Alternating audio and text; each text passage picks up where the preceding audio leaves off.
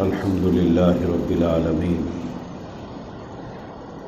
والعاقبۃ للمتقین والصلاة والسلام علی سید الانبیاء والمرسلین محمد وعلی آلہ واصحابہ وازواجہ وذریاتہ واہل بیتہ اجمعین الی یوم الدین۔ اما بعد فقد قال اللہ تبارک و تعالی فی القرآن المجید والفرقان الحمید، فاعوذ باللہ من الشیطان الرجیم، بسم اللہ الرحمن الرحیم۔ الیوم اکملت لکم دینکم واتممت علیکم نعمتی ورضیت لکم الاسلام دینا۔ بزرگان محترم،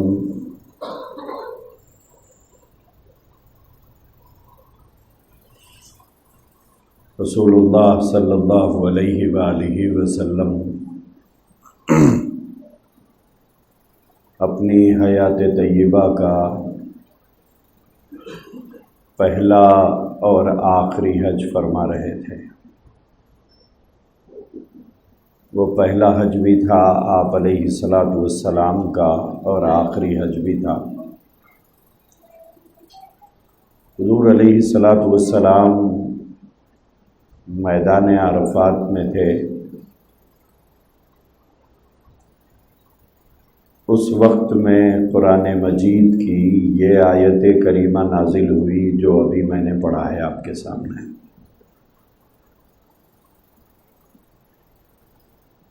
جس کے اندر اللہ تبارک و تعالیٰ نے ارشاد فرمایا، الیوم اکملت لکم دینکم، آج دین مکمل ہو گیا، تمہارا جو دین ہے وہ آج مکمل ہو گیا۔ 23 سال سے جو احکامات اللہ کی طرف سے آ رہے تھے،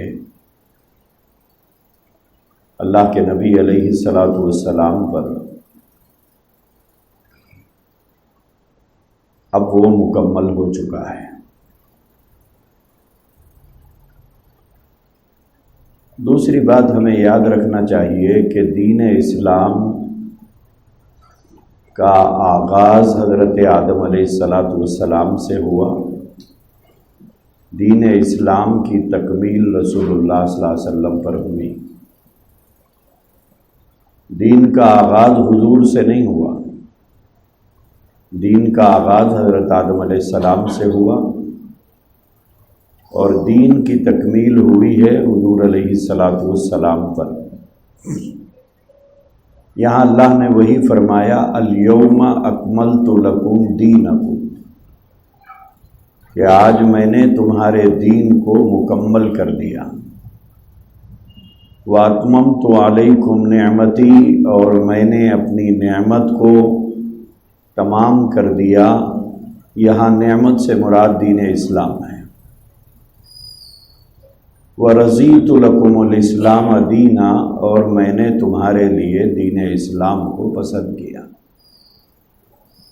زیادہ تفصیل اور تشریح کا وقت ہوتا نہیں ہے جمعہ کے موقع پر، کچھ ضروری باتیں اس آیت کے تحت میں ہم کو سمجھنا ہے۔ اللہ کے نبی علیہ الصلاۃ والسلام جو دین اور شریعت لے کر آئے تھے، اسی کو اللہ کے نبی علیہ الصلاۃ والسلام نے حضرات صحابہ کرام رضوان اللہ تعالی علیہم اجمعین کو پہنچا دیا، اور اسی میدان عرفات میں اللہ کے نبی علیہ الصلاۃ والسلام نے حضرات صحابہ کرام سے فرمایا کہ جو دین اور شریعت، جو اللہ کے احکامات اور تعلیمات میرے پاس اللہ کی طرف سے آئے تھے، وہ میں نے تمہیں پہنچا دیا ہے۔ اور اس پر حضرات صحابہ اکرام رضوان اللہ تعالیٰ علیہم اجمعین نے گواہی بھی دی کہ ہاں یا رسول اللہ، آپ نے ساری باتیں پہنچا دی ہیں۔ اس کے بعد اللہ کے نبی نے فرمایا کہ دیکھو اب تمہاری ذمہ داری یہ ہے کہ جو چیز تم کو میں نے پہنچایا ہے یہ ان لوگوں تک پہنچاؤ جو یہاں موجود نہیں ہیں۔ جو حاضر لوگ ہیں ان کا کام یہ ہے کہ اب ان لوگوں کو پہنچائیں جو غائب ہے یہاں سے۔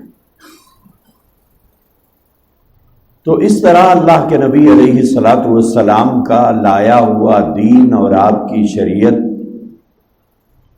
آپ علیہ الصلاۃ والسلام نے مکمل طور پر حضرات صحابہ اکرام رضوان اللہ تعالی علیہم اجمعین کو پہنچا دیا۔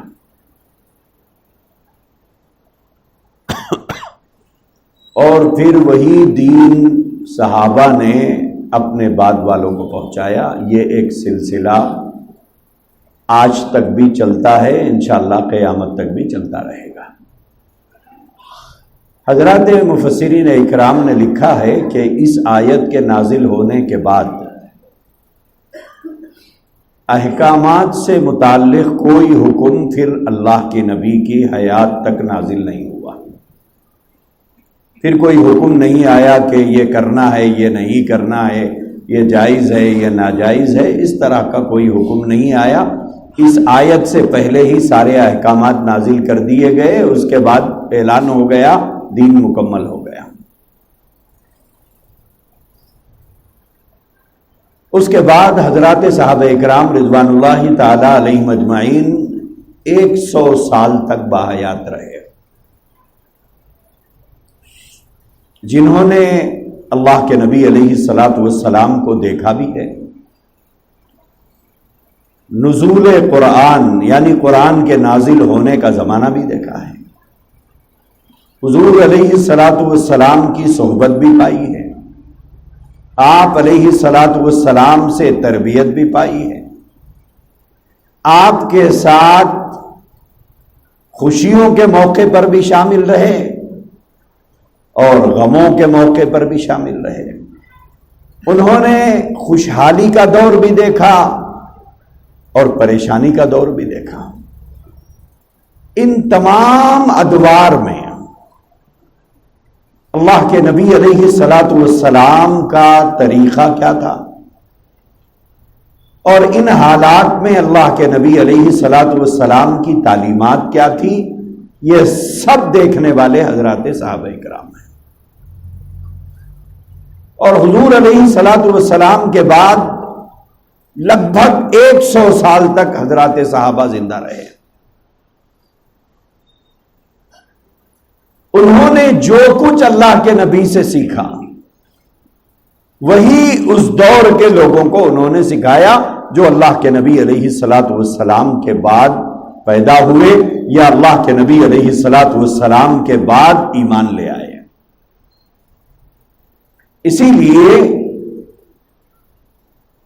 حضرات صحابہ اکرام رضوان اللہ تعالی علیہم اجمعین شاہد ہیں، گواہ ہیں اللہ کے نبی علیہ الصلاۃ والسلام کو دیکھنے کے بھی اور آپ کی تعلیمات کے بھی،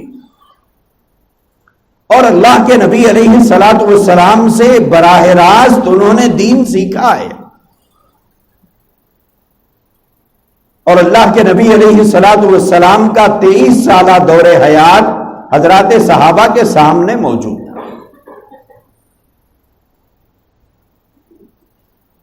تو یہ دین جس کے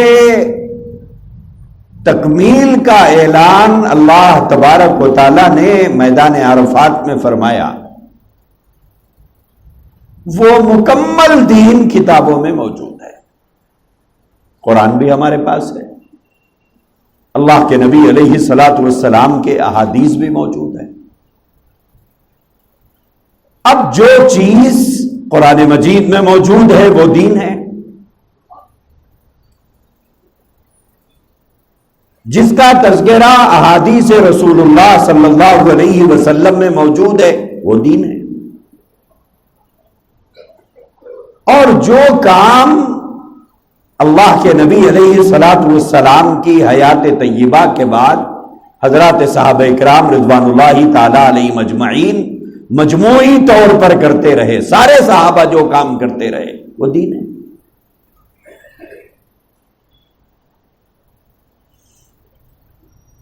اور جو چیز دین ہے اس کا سارا ذکر قرآن میں موجود ہے۔ لیکن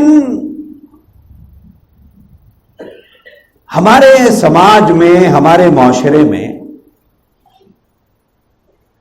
کچھ چیزیں داخل ہو گئی یا داخل کر دی گئی ہیں، اور امت کا ایک بڑا طبقہ اس کو دین کہتا بھی ہے، سمجھتا بھی ہے، عمل بھی کرتا ہے۔ لیکن جب اس چیز کو تلاش کیا جاتا ہے قرآن مجید کے اندر تو کہیں تذکرہ نہیں، لیکن ایک بڑا طبقہ ہے کہتا ہے کہ یہ ضروری ہے، اس کے کرنے سے ثواب ملتا ہے، یہ دین کا حصہ ہے، یہ نہ کرنے والے یا نہ منانے والے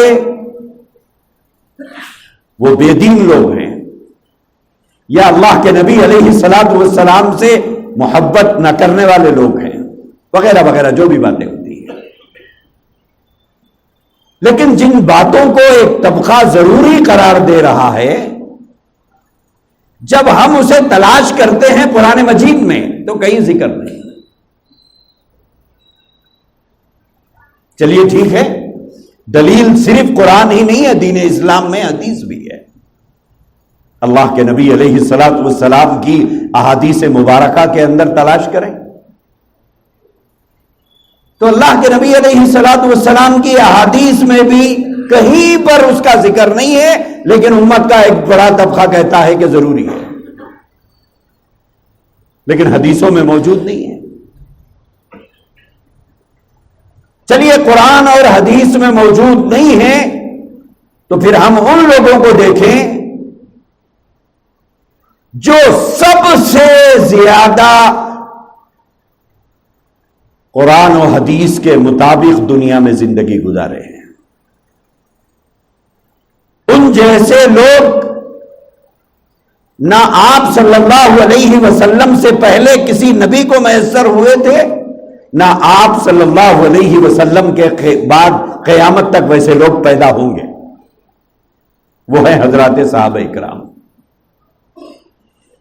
اللہ کے نبی سے انہوں نے جیسی محبت کی دنیا میں کوئی نہیں کر سکتا، قیامت تک نہیں کر سکتا۔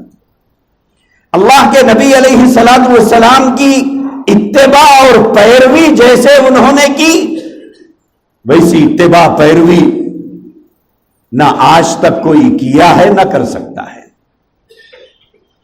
نہ آج تک کوئی کیا ہے نہ کر سکتا ہے۔ اللہ کے نبی سے ان کی محبت کا ذکر بھی قرآن میں موجود ہے۔ اللہ کے نبی علیہ الصلوۃ والسلام اور اللہ کے احکامات کی اتباع کرنے کا تذکرہ بھی قرآن میں موجود ہے۔ اللہ نے ان کی تعریف کی ہے، اللہ نے ان کی گواہی دی ہے، اور ان کی اتباع اور پیروی سے خوش ہو کر اللہ تبارک و تعالیٰ نے قرآن کریم میں فرمایا رضی اللہ عنہ ورضوا عنہ، کہ میں ان سے راضی ہوں، وہ مجھ سے راضی ہیں۔ دیکھیے آپ کے بارے میں، میرے بارے میں، یا حضور کے بعد صحابہ ہیں، صحابہ کے بعد کسی کے لیے یہ اعلان نہیں ہے، یہ اعلان صرف صحابہ کے لیے ہے کہ اللہ ان سے راضی ہو گیا۔ راضی ہم سے ہوا یا نہیں ہوا یہ تو میدان محشر میں جا کے پتا چلے گا، اس سے پہلے کسی کے بارے میں گواہی نہیں دی جا سکتی کہ اللہ ان سے راضی ہو گیا۔ صرف صحابہ کرام ہیں جن سے رضا کا اللہ نے اعلان فرمایا۔ تو سب سے زیادہ حضور سے محبت کرنے والے صحابہ، سب سے زیادہ حضور کی اتباع کرنے والے حضرات صحابہ، سب سے زیادہ قرآن مجید کی تعلیمات اور احادیث سے رسول اللہ صلی اللہ علیہ وسلم کی پیروی کرنے والے حضرات صحابہ۔ اور اللہ کے نبی سے قرآن مجید اور احادیث مبارکہ کو لے کر امت کو پہنچانے والے صحابہ. گویا اللہ اور اللہ کے نبی کے بیچ میں واسطہ ہیں صحابہ کرام. اللہ کے نبی نے انہیں دین پہنچایا، انہوں نے امت کو پہنچایا، تو امت کے اور حضور کے درمیان میں واسطہ ہے حضرات صحابہ کرام رضوان اللہ تعالی علیہم. جب ہم ان کاموں کو جن کو یہ امت کا ایک بڑا طبقہ آج کرتا ہے اور دین کے نام سے کرتا ہے، ضروری سمجھ کر کرتا ہے، ثواب ملنے کی امید پر کرتا ہے، یہی کام کو جب ہم قرآن میں دیکھتے ہیں ملتا نہیں، احادیث میں دیکھتے ہیں ملتا نہیں، حضرات صحابہ کی زندگی میں دیکھیں تو بھی نہیں ملتا. نہ قرآن میں ہے، نہ حدیث میں ہے، نہ حضرات صحابہ کرام رضوان اللہ تعالی علیہم اجمعین کے عمل میں موجود ہے، نہ تعلیمات میں موجود ہے. نہ ان کے عمل میں موجود ہے، نہ تعلیمات میں موجود ہے. لیکن ہم لوگوں نے یا بعض لوگوں نے ان کاموں کو دین کا ایک حصہ بنا دیا اور ایک ضروری سمجھ لیا، اور بڑے شوق سے، بڑے ذوق سے، بڑے جذبے سے کے ساتھ اسے کیا جاتا ہے، منایا جاتا ہے. ارے عزیز بھائیو، اللہ کے نبی کی ایک حدیث ہے، سن لیجئے. آقا دو جہاں صلی اللہ علیہ وسلم نے فرمایا کہ جو بات میں نے کہی نہیں ہے، جو بات میں نے نہیں کہی ہے، لیکن کسی نے میری طرف منسوب کر دیا. جیسے ایک بات آپ نے کہی نہیں ہے لیکن کسی نے کہا کہ آپ نے کہی ہے. آپ بولے ہیں حالانکہ آپ بولے نہیں ہیں، یا آپ کے نام سے ایک آدمی بات پھیلا رہا ہے کہ فلاں صاحب یہ بات بولے ہیں، حالانکہ آپ نے کہی نہیں ہے، وہ فلاں صاحب نے وہ بات بولی نہیں ہے. جب آپ کو پتا چلا کہ میرے نام سے ایک بات پھیلائی جا رہی ہے خاندان میں، بازار میں، دوستوں میں، کتنی تکلیف ہوگی آپ کو. تو اللہ کے نبی علیہ الصلوۃ والسلام نے فرمایا کہ جو بات میں نے کہی نہیں ہے لیکن میری طرف منسوب کر دیا گیا کہ حضور نے فرمایا ہے. اللہ کے نبی علیہ الصلوۃ والسلام نے فرمایا یاد رکھے اس کا ٹھکانہ جہنم ہے. کہ جس نے میری طرف غلط بات منسوب کی اور بیان کیا تو اس کا ٹھکانہ جہنم ہے. تو میرے عزیز بھائیوں، ایسی بہت سی چیزیں، بہت سی باتیں آج ہمارے پاس دین کے نام سے ہو رہی ہے. جیسے ماہ ربیع الاول کے شروع ہونے کے بعد ہمارے پاس شہر کے چوراہوں سے لے کے گلیوں تک جگہ جگہ دیکھنے میں آتا ہے کہ بینرز لگے ہوئے ہیں عید میلاد النبی، بلکہ اس کی مبارکبادیاں بھی ایسے ہی دی جا رہی ہے جیسے عید الفطر اور عید الاضحیٰ کی مبارکبادی دی جاتی ہے. بلکہ اس سال تو سوشل میڈیا پہ دیکھنے میں آیا کہ چاند نظر آتے ہی ربیع الاول کا لوگوں نے مبارکبادی دینا شروع کی کہ ربیع الاول کا چاند مبارک ہو.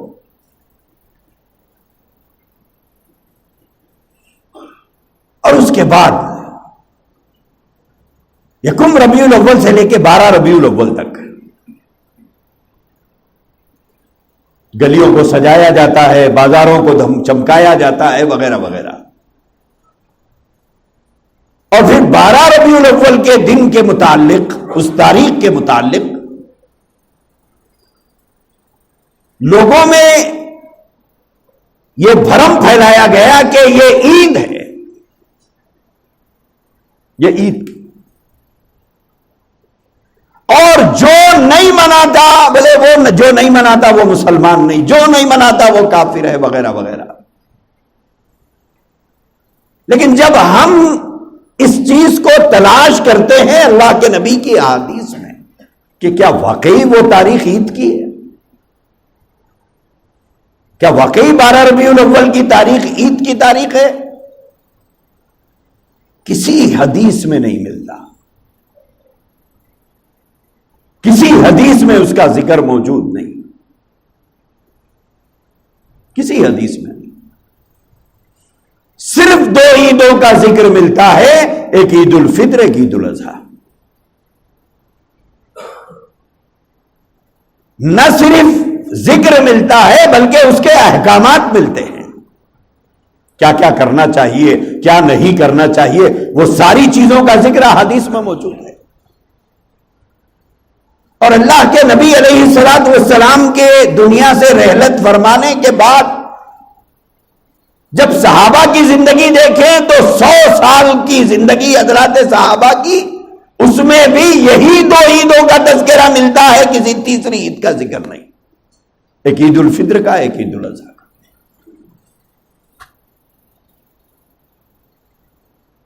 تو یہ تیسری عید جو ہمارے سماج میں منائی جا رہی ہے، جو مناتے ہیں ہمیں ان سے کوئی لینا دینا نہیں ہے، جو ہمیں سننے آتا ہے اسے حق بتانا ہماری ذمہ داری ہے۔ یہ تیسری عید نہ قرآن سے ثابت ہے، نہ حدیث سے ثابت ہے، نہ حضرات صحابہ سے ثابت ہے۔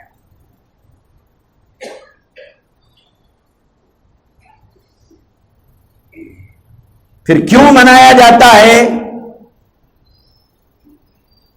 پھر کیوں منایا جاتا ہے؟ بولے اللہ کے نبی علیہ الصلوۃ والسلام اپنی عید میں اپنی میلاد مناتے تھے۔ کچھ جاہل مقررین ہیں جو اس طرح کی تقریریں کرتے ہیں کہ اللہ کے نبی علیہ الصلوۃ والسلام مناتے تھے۔ بولے کیسے مناتے تھے؟ بولے حضور علیہ الصلوۃ والسلام پیر کے دن روزہ رکھتے تھے، آپ کا معمول تھا۔ صحابہ کرام نے پوچھا یا رسول اللہ صلی اللہ علیہ وسلم آپ پیر کے دن روزہ کیوں رکھتے ہیں؟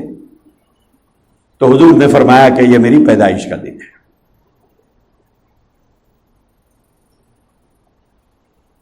یہ میری پیدائش کا دن ہے، لہذا یہاں سے ثبوت پکڑ لیا کہ حضور میلاد مناتے تھے۔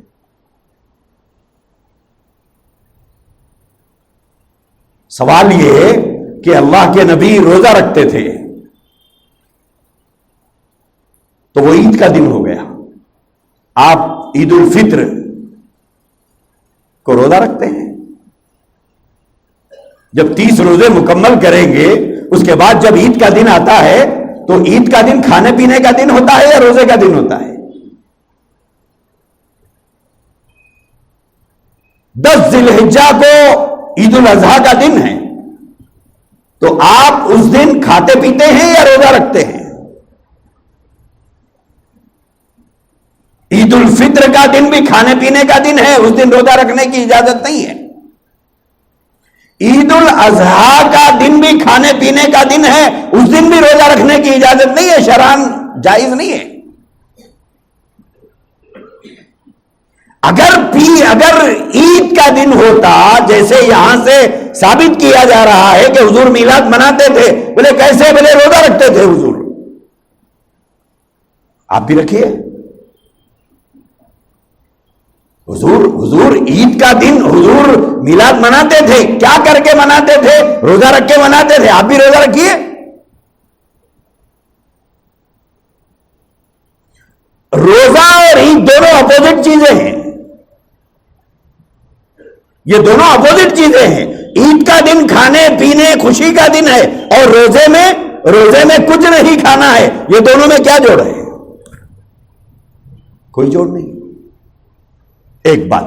دوسری بات یہ ہے کہ اللہ کے نبی علیہ الصلوۃ والسلام 12 ربیع الاول کو روزہ نہیں رکھتے تھے، پیر کو رکھتے تھے۔ حضور 12 ربیع الاول کو روزہ رکھا ہے؟ حضور نے 12 ربیع الاول کو روزہ نہیں رکھا، حضور ہر پیر اور جمعرات کا روزہ رکھا کرتے تھے۔ اور ہم کیا کر رہے ہیں صاحب؟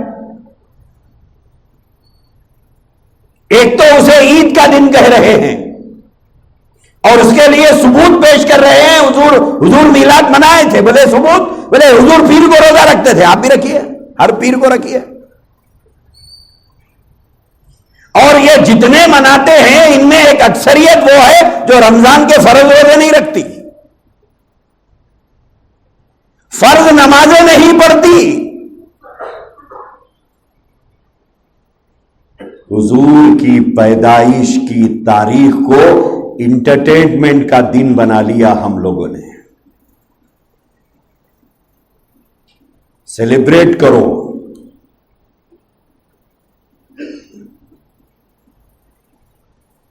انٹرٹینمنٹ کا دن بنا دیا. جبکہ اللہ کے نبی پیر کو روزہ رکھتے تھے، 12 تاریخ کو نہیں، ہر پیر کو رکھتے تھے. یہ تمام لوگ پیر کو روزہ رکھیں، ہر پیر کو رکھیں کہ یہ ہمارے نبی کی پیدائش کا دن ہے. لیکن اللہ کے نبی 12 ربیع الاول کو روزے کا اہتمام نہیں فرمایا. پہلی بات. دوسری بات یہ ہے، کیا اللہ کے نبی کی تاریخ پیدائش 12 ربیع الاول ہے؟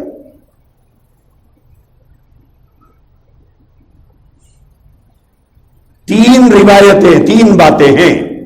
کسی نے لکھا ہے 8 ربیع الاول، کسی نے لکھا ہے 12 ربیع الاول، اکثر نے لکھا ہے 9 ربیع الاول. حضور صلی اللہ علیہ وسلم کی تاریخ پیدائش 9 ربیع الاول ہے، 12 ربیع الاول نہیں ہے. اور یہی بات امام اہل سنت والجماعت، بقول ان کے امام اہل سنت والجماعت مولانا احمد رضا خان صاحب بریلوی نے بھی لکھا ہے کہ حضور کی تاریخ پیدائش 9 ربیع الاول ہے. منایا کب جا رہا ہے؟ 12 ربیع الاول کو. ایک بات. دوسری بات یہ ہے کہ یہ بات کنفرم ہے تمام مسلکوں کے لوگوں کے نزدیک. جتنے مسلک دنیا میں ہیں ان کے نزدیک یہ بات کنفرم ہے کہ اللہ کے نبی علیہ الصلوۃ والسلام کی تاریخ وفات 12 ربیع الاول ہے. پیدائش میں اختلاف ہے، 8 ربیع الاول یا 9 ربیع الاول یا 12 ربیع الاول. اکثریت کی رائے 9 ربیع الاول کی ہے، 12 کی نہیں ہے. لیکن اللہ کے نبی علیہ الصلوۃ والسلام کی وفات کی تاریخ 12 ربیع الاول ہے، کنفرم ہے، کسی کا اختلاف نہیں. اور یہاں پر بڑے بزرگ بیٹھے ہوئے ہیں، انہیں پتا ہوگا کہ آج سے چند سال پہلے تک بھی اس مہینے کو 12 وفات کا مہینہ کہتے تھے. ہم نے بڑی عمر کے لوگوں سے سنا ہے کہ جب وہ مہینے گنتی تو وہ گنتے ہوئے اسے 12 وفات کا مہینہ کہتے تھے. کیا مطلب ہے 12 وفات؟ کہ اس تاریخ کو اللہ کے نبی علیہ الصلوۃ والسلام کی وفات ہوئی. یہ بات کنفرم ہے، اس میں کسی کا اختلاف نہیں ہے. اب آپ آئیے تھوڑا اس دن مدینہ منورہ میں کیا حال تھا. اللہ کے نبی علیہ الصلوۃ والسلام بیمار چل رہے ہیں. وہ رات جس کی صبح کو اللہ کے نبی کی وفات ہوئی ہے، وہ رات مدینے والوں پر کیسی گزری تھی، کیسی گزری. اور ہمارے نوجوانوں کی رات 11 ربیع الاول کی کیسے گزر رہی ہے. تھوڑا سنجیدہ ہو کر سوچئے.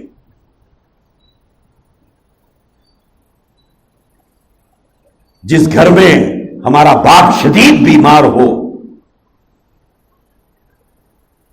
موت و حیات کی کشمکش میں ہو، بیماری سے جوجھ رہا ہو،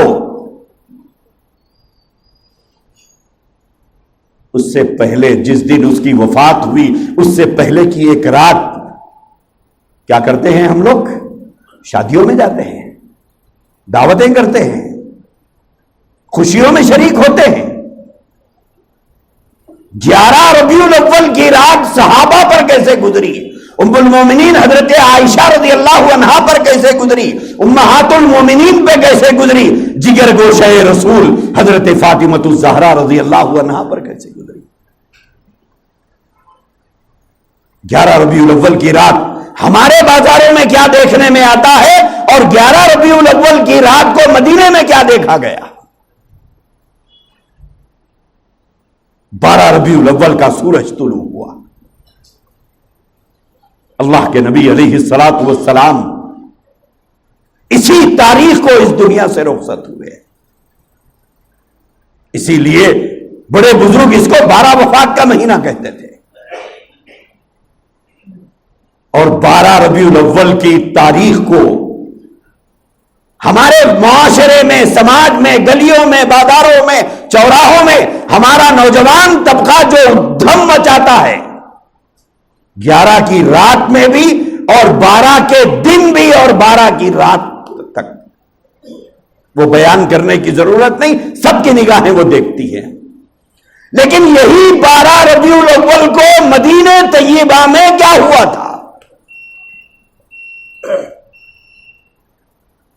حضرت فاطمہ رضی اللہ تعالی عنہا پر کیا پہاڑ ٹوٹے تھے، جن کی محبت میں اللہ کے نبی کھڑے ہو جایا کرتے تھے۔ جب حضرت بی بی فاطمہ آتی، اللہ کے نبی کھڑے ہو جاتے تھے اپنی بیٹی کی محبت میں۔ حضرت فاطمہ رضی اللہ تعالی عنہا فرماتی ہیں کہ میری باپ کی رحلت اور آپ کے وصال سے میرے دل پر کیا بیتی ہے، جو غم کا پہاڑ میرے اوپر ٹوٹا ہے۔ حضرت بی بی فاطمہ رضی اللہ تعالی عنہا نے فرمایا کہ اگر میرے غموں کو دن پر ڈال دیا جاتا، یعنی سورج پر ڈال دیا جاتا، تو وہ دن نہیں رات ہو جاتی۔ میرے دل پر غم کا یہ پہاڑ تھا۔ 12 ربیع الاول کی تاریخ کو بی بی فاطمہ رضی اللہ تعالی عنہا نے اپنی وفات تک نہیں بھولا تھا۔ حضور کے بعد 6 مہینے تک باحیات رہی۔ 6 مہینے میں کسی نے بی بی فاطمہ کو ویسے نہیں دیکھا جیسے حضور کی زندگی میں وہ ہستی بولتی رہتی تھی، پھر کبھی نہیں ہنسا۔ مسجد نبوی میں کوہرام مچا ہوا ہے۔ سیدنا عمر فاروق رضی اللہ تعالیٰ عنہ تلوار لے کر ٹہل رہے ہیں کہ جو یہ کہے کہ حضور کی وفات ہو گئی میں اس کو قتل کر دوں گا۔ بولے حضور ویسے ہی تشریف لے گئے ہیں جیسے موسیٰ کوہ طور پر تشریف لے گئے تھے، جیسے وہ واپس آئے حضور بھی واپس آئیں گے۔ ایک کونے میں حضرت بلال سسکیاں مار مار کے رو رہے ہیں، ایک کونے میں حضرت عثمان غنی بیٹھے ہوئے ہیں، لبوں پر سکوت ہے، خاموشی ہے صحابہ کے۔ یہ ہے مدینے کا 12 ربیع الاول۔ اور ایک ہے جھوٹے مولویوں کا پھیلایا ہوا پروپیگنڈا، جس کے ذریعے سے ہمارے بازار 11 ربیع الاول اور 12 ربیع الاول کو ایسے نظر آتے ہیں جیسے کوئی عید کا دن ہے۔ ایک مدینے کی رات تھی 11 ربیع الاول کی، ایک مدینے کا دن تھا 12 ربیع الاول کا۔ ان کے دماغوں کے اوپر پہاڑ ٹوٹے تھے، ان کی محبتوں کا مرکز، ان کے عشق کا مرکز آج ان سے جدا ہو گیا۔ اللہ کے نبی کی رحلت ہوئی، مدینے میں کوہرام مچا، ایک بچہ دوڑتا ہوا اپنے باپ کو اطلاع دینے کے لیے پہنچا۔ جب باغ میں پہنچا تو باپ جھاڑوں کو پانی لگا رہے تھے۔ اس بیٹے نے کہا کہ ابا جان آپ درختوں کو پانی لگا رہے ہیں، آپ کو پتا ہے کیا ہوا؟ بولے کیا ہوا؟ بولے اللہ کے نبی کی رحلت ہو گئی، آپ کا وصال ہو گیا۔ پانی کا جھارا ہاتھ سے چھوڑ دیا، آسمان کی طرف نگاہیں اٹھائی، ہاتھ بھی اٹھائے، اور اس کے بعد میں فرمایا اے اللہ یہ آنکھیں اللہ کے نبی کے دیدار سے ٹھنڈی ہوا کرتی تھی، وہ ہماری محبتوں کا مرکز تھا، وہ ہمارے عشق کا مرکز تھا، ہماری چاہتوں کا منتہا تھا وہ۔ جب آپ نہیں رہے تو اب ان آنکھوں کا کوئی کام نہیں ہے. اے اللہ، اللہ کے نبی کے بعد پھر کسی کو دیکھنے کی آرزو نہیں، میرے آنکھوں سے یہ بینائی لے لیجئے. یہ تھا 12 ربیع الاول کا دن. اور آج 12 ربیع الاول کے دن کیا ہوتا ہے ہمارے بازاروں میں؟ کیا کرتا ہے ہمارا نوجوان طبقہ؟ کوئی جوڑ ہے اس دن، اس تاریخ سے ہمارے آج کے ان جشنوں کا کوئی جوڑ ہے؟ اللہ کے نبی علیہ الصلوۃ والسلام کی جدائی میں صحابہ پر غموں کے پہاڑ ٹوٹ گئے تھے. کس نے ایجاد کیا اس دن کو؟ کس نے بتایا اس دن کو خوشی کا دن؟ امت کے لیے اللہ کے نبی کی جدائی سے بڑا غم کا کوئی دن ہو سکتا ہے؟ لیکن پیٹ بھرے مولویوں نے اسے عید کا دن قرار دے دیا. پیٹ پالو لوگوں نے اسے عید کا دن قرار دے دیا. میرے بھائیوں کچھ تو سوچو. عید میلاد النبی کہنا یہ اسلام میں درست ہی نہیں، کہیں اس کا ذکر نہیں. دوسری بات، ایک ہے کہتے ہیں حضور کی میلاد کو نہیں مانتے، میلاد کو نہیں. اب سنی سنائی باتوں پر یقین کرنا ہمارے لیے بہت آسان ہو جاتا ہے. میلاد کہتے ہیں پیدائش کو. پیدائش، اگر حضور کی پیدائش ہی کو نہ مانے تو حضور کو کیسے مانیں گے ہم لوگ؟ میلاد کو سب مانتے ہیں. حضور علیہ الصلوۃ والسلام کی پیدائش کو کون نہیں مانتا؟ سارے لوگ مانتے ہیں. میلاد کو سب مانتے ہیں، لیکن ہم میلاد مناتے نہیں ہیں. مناتے نہیں ہیں. ایک ہے ماننا، ایک ہے منانا. مانتے ہیں، مناتے نہیں ہیں. کیوں؟ اس لیے کہ پہلے تو یہ تاریخ کنفرم نہیں ہے کہ 12 ربیع الاول حضور کی تاریخ پیدائش ہے. اکثر مورخین کی رائے ہے 9 ہے. البتہ تمام لوگ چاہے وہ کسی مسلک، کسی جماعت سے تعلق رکھتے ہوں، ان کا اس بات پر اتفاق ہے حضور کی تاریخ وفات 12 ربیع الاول ہے. اور 12 ربیع الاول کے دن ہم جشن منائیں گے،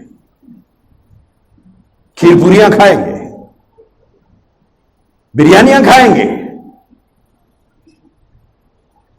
کچھ تو غور کرو. کم سے کم یہ جو غلط کام ہو رہا ہے اس کا حصہ نہ بنو، اس کا حصہ نہ بنو. سوچو 11 ربیع الاول کی رات مدینے والوں پر کیسے گزری، 11 ربیع الاول کی رات اہل بیت پر کیسے گزری، 11 ربیع الاول کی رات امہات المومنین نے کیسے گزاری ہوگی. اللہ کے نبی کی حالت اتنی خراب تھی کہ حضرت عائشہ رضی اللہ عنہا کے حجرے میں حضور موجود ہے، جہاں آج ہے پہلے بھی وہیں تھے، اسی کمرے میں تھے. وہاں سے مسجد نبوی کتنی دور ہے؟ حضور کے دور کی جو مسجد نبوی تھی، بالکل ایسا دروازہ کھلتا حضور ریاض الجنہ میں قدم رکھتے تھے. لیکن 17 نمازیں حضرت ابو بکر صدیق رضی اللہ عنہ نے پڑھائی ہے، حضور تشریف نہیں لا سکے. اتنے بیمار، اتنی صحت خراب. آپ غور کیجئے کیسا گزرتے تھے ہوں گے وہ دن، کیسے گزرے ہوں گے وہ لمحات. اور ہم کیا کر رہے ہیں 11 ربیع الاول کی رات میں؟ 10 20 نوجوان گاڑیاں لے کر نکلے. اب وہ ایسے بے ہنگم نعرے جس کا کوئی معنی نہیں، کوئی مطلب نہیں، جس سے کوئی پیغام نہیں. 10 20 گاڑیاں محلوں میں گھوم رہی ہیں، ایکسیلیٹر دے دے کے آوازیں نکال رہے ہیں. یہ ہے ہمارے نبی کی تعلیم، یہ ہے ہمارے نبی کا پیغام. غیروں کو کیا میسج دے رہے ہیں ہم لوگ؟ یہ ہے ہمارے نبی کی تعلیمات، یہ ہے ہمارے نبی کا پیغام. یہ سکھا کر گئے ہیں اللہ کے نبی. علماء نے لکھا ہے کہ اگر کوئی آدمی مسجد میں سو رہا ہو تو دوسرے آدمی کو قرآن زور سے پڑھنے کی اجازت نہیں ہے. آپ قرآن پڑھ رہے ہیں تو بہت بڑا کام نہیں کر رہے ہیں، آہستہ پڑھیے، وہ سو رہا ہے سونے دیجیے اسے. لیکن ہم کیا کر رہے ہیں صاحب؟ گلیوں میں ادھم مچاتے ہیں. کوئی جا کر قرآن پڑھتا نہیں، کوئی غیر جا کر حدیثیں نہیں پڑھتا. درخت پھل سے پہچانا جاتا ہے. آپ کو اور مجھے دیکھیں گے کہ ہم کیسے ہیں، اسلام کے فالوورز کو دیکھیں گے ہم کیا نمونہ پیش کر رہے ہیں. بس جا رہی ہے، جا کے اس کے سامنے رک کے نعرے تکبیر نعرے تکبیر نعرے تکبیر. کیا مطلب ہے؟ سگنلوں پہ رک کے وہاں جا کے 20-25 کھڑے ہو گئے، نعرے تکبیر نعرے تکبیر. کیا کہنا چاہ رہے ہیں بھائی؟ کچھ تو سوچو، کچھ تو غور کرو. کیا کر رہے ہیں ہم لوگ؟ ایک طرف نبی کی تعلیمات اور ایک طرف ہمارا کردار، ہمارا عمل. اللہ تبارک و تعالی ایسے کاموں سے جو نہ اللہ کا حکم ہے نہ نبی پاک صلی اللہ علیہ وسلم کا فرمان ہے، ایسے کاموں کو کرنے سے اللہ ہماری حفاظت فرمائے اور صراط مستقیم پر اللہ تبارک و تعالی ہمیں چلائے. جادہ حق پر قائم رہنے کی اللہ ہمیں توفیق عطا فرمائے.